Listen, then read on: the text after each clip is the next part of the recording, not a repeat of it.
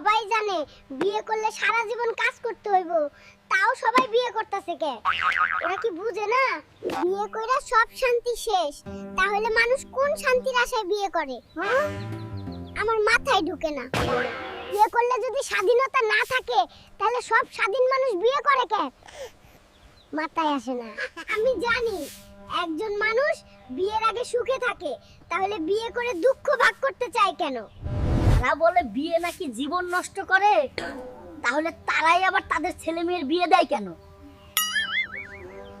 যেই মানুষটা বলে আমি সব বুঝে বিয়ে করেছি, সেই বিয়ের 1 বছর পরে দেখবেন চুপচাপ হয়ে গেছে। বিয়ের পরে বন্ধুরা ডাকলে বলি আসছি, আর বউ ডাকলে বলি আছি, কারণ বুঝে গেছি শান্তি চাইলে কি করতে হইব।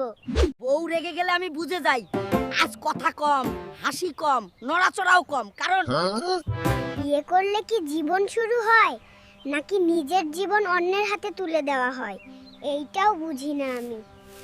বিয়ে করলে নাকি মানুষ বড় হয়, তাহলে বিয়ের আগের মানুষটা কি ছোট ছিল? কি সব বলে মানুষ।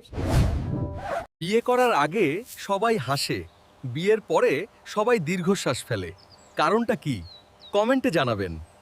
বিয়ের আগে সবাই সুখে থাকে, তাহলে বিয়ে করে দুঃখ ভাগ করে নিতে চায় কেন?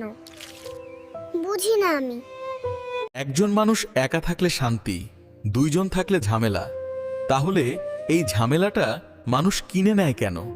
বিয়ে যদি বোঝা না হয়, তাহলে সবাই কেন বলে আমার উপর সংসারের চাপ আছে?